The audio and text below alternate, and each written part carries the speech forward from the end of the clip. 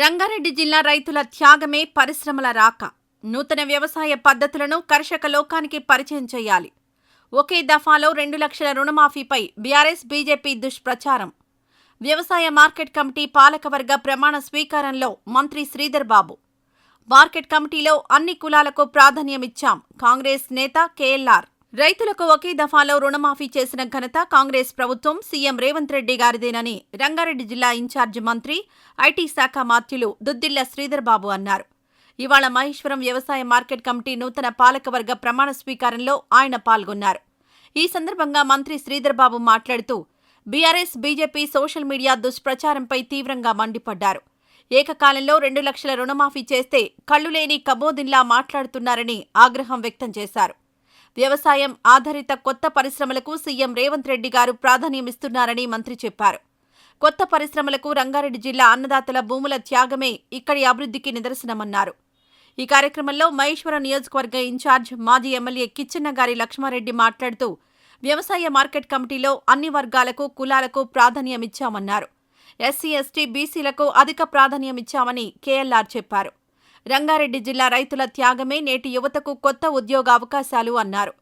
కొత్త కమిటీ కర్షక లోకానికి మంచి చేయాలని, అవగాహన పెంచాలని రైతు బిడ్డ లక్ష్మారెడ్డి చెప్పారు. అంతకుముందు తుక్కుగూడలో మంత్రి శ్రీధర్ బాబు, మాజీ ఎమ్మెల్యే కేఎల్ఆర్కు ఘన స్వాగతం లభించింది.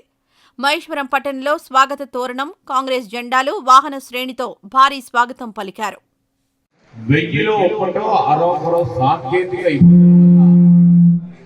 సాంకేతిక ఇబ్బందుల వల్ల కొద్దిగా ఆగిపోతే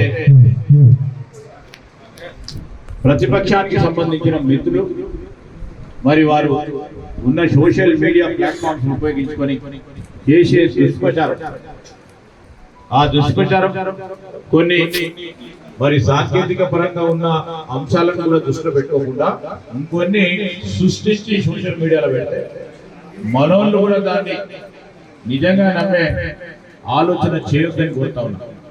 ఈరోజు 2 లక్షల రూపాయల వరకు రుణమాఫీ పొందిన మా రైతన్న ఆలోచన చేస్తూ ఈరోజు వారికే కాదు సన్న రకాలకు సంబంధించి 500 రూపాయలు బోనస్ ప్రకటించడం. దానికి తోడు ఈరోజు వ్యవసాయ మార్కెట్ కమిటీలలో పూర్తి స్థాయిలో కూడా ఈరోజు సాంకేతిక పరమైన ఐటీ విప్లవాన్ని కూడా ఉపయోగించుకొని వందలాది వేలాది మంది రైతు సోదరులతో కొత్త టెక్నాలజీని కూడా మనం తీసుకురావాలి, కొత్త ప్రయోగాలు ఏ విధంగా చేయాలని శాస్త్రవేత్తలతో అధికారులతో మాట్లాడించే ఓ కాన్ఫరెన్స్, వీడియో కాన్ఫరెన్సింగ్ కార్యక్రమాన్ని కూడా మరి మార్కెట్ కమిటీలో ఆ కార్యాచరణ కూడా మొదలుపెట్టారు.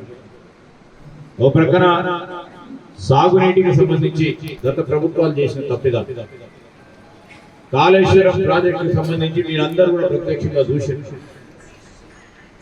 ఒకటి చేవెళ్ళ నియోజకవర్గానికి సంబంధించి, ఈ రంగారెడ్డి జిల్లాలకు సంబంధించి ఆనాడు మనం అందరం అనుకున్నాం గోదావరి నది జలాలని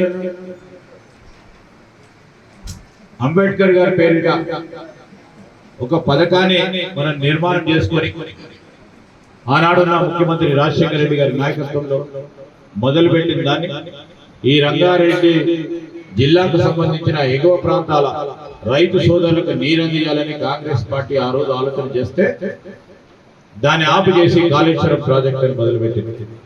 1,00,000 కోట్ల రూపాయలు మొదలుపెట్టిన ప్రాజెక్ట్, ఆ ప్రాజెక్టుకు సంబంధించిన బ్యారేజీ నిర్మాణం, ఆ బ్యారేజీ నిర్మాణంలో జరిగిన సాంకేతిక పరమైన మొత్తం తప్పులు మేము కాదు, మొత్తం యావత్ రాష్ట్ర రైతాంగం, రాష్ట్ర ప్రజలందరూ కూడా చూసిండ్రు. ఏ విధంగా బ్యారేజీలు కట్టిండ్రు, ఏ విధంగా బ్యారేజీలు కూలిపోతా ఉన్నాయో ప్రత్యక్షంగా కనబడతా ఉన్నాం.